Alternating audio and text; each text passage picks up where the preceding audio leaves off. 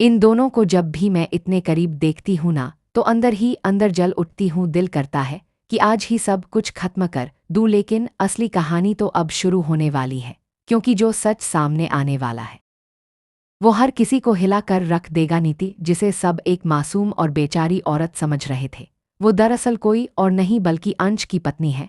और जैसे ही ये सच्चाई सामने आएगी, तुलसी के होश उड़ने तय हैं।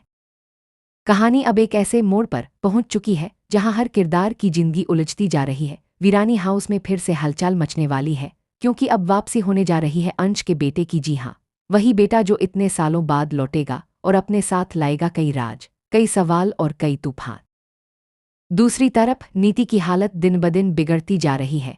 वो अपनी याददाश्त खोती जा रही है, छोटी छोटी बातें भूल जाती है, और सबसे बड़ी बात, वो करण को ही अपना पति समझने लगी है। करण भी उसके साथ हर वक्त खड़ा दिखाई दे रहा है, उसकी मदद कर रहा है, उसका ख्याल रख रहा है। लेकिन ये सब देखकर हर किसी के मन में एक ही सवाल उठ रहा है, आखिर करण ऐसा क्यों कर रहा है? क्या वजह है कि वो अपनी ही शादी, अपने ही रिश्ते को दांव पर लगा रहा है? अब बात करते हैं नंदिनी की, जो इस पूरे मामले में सबसे ज्यादा टूट चुकी है।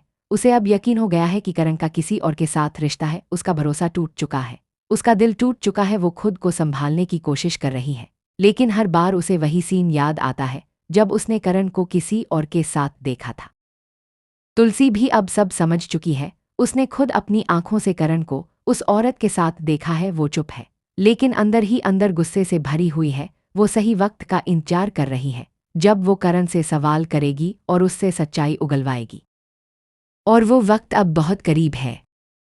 आने वाले एपिसोड्स में आप देखेंगे कि तुलसी सीधे करण का सामना करेगी। वो उससे पूछेगी कि आखिर सच क्या है, और इस बार करण के पास कोई रास्ता नहीं बचेगा, उसे सब कुछ बताना ही पड़ेगा। वो कबूल करेगा कि वो नीति की मदद इसलिए कर रहा है क्योंकि नीति अंश की पत्नी थी, और अतीत में हुई गलतियों ने आज सबकी जिंदगी को उलझा दिया है।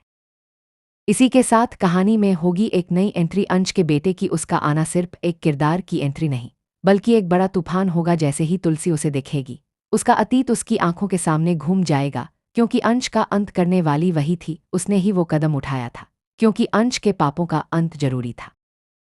लेकिन अब जब उसका बेटा सामने खड़ा होगा, तो क्या तुलसी अपने फैसले पर कायम रह पाएगी? क्या वो उस बच्चे को अपनाएगी या उससे दूरी बना लेगी? और नंदिनी, जब उसे सच्चाई पता चलेगी कि करण का अफेयर नहीं था, बल्कि वो किसी मजबूरी में ये सब कर रहा था, तब क्या वो उसे माफ कर पाएगी? क्या उनका रिश्ता फिर से जुड़ पाएगा, या ये दूरी हमेशा के लिए बन जाएगी? करण खुद भी एक बहुत बड़ी लड़ाई लड़ रहा है। एक तरफ उसका प्यार है, उसकी शादी है, और दूसरी तरफ उसका अतीत, उसकी जिम्मेदारी। उसने जो भी किया वो सही था या गलत, इसका फैसला अब आने वाला समय ही करेगा। कहानी अब पूरी तरह बदलने वाली है। हर किरदार के सामने ऐसे सवाल खड़े होंगे जिनका जवाब देना आसान नहीं होगा। रिश्तों की सच्चाई, प्यार की परीक्षा और अतीत का बोझ, सब कुछ एक साथ सामने आएगा। तो अब आप बताइए, क्या आपको लगता है कि नीति का बेटा सच में अंश का ही बेटा है? क्या करण और नंदिनी फिर से एक हो पाएंगे? और तुलसी इस नए तूफान का सामना कैसे करेगी? अपनी राय जरूर बताएं, क्योंकि आने वाला ट्विस्ट सच में दिल और दिमाग दोनों हिला देगा।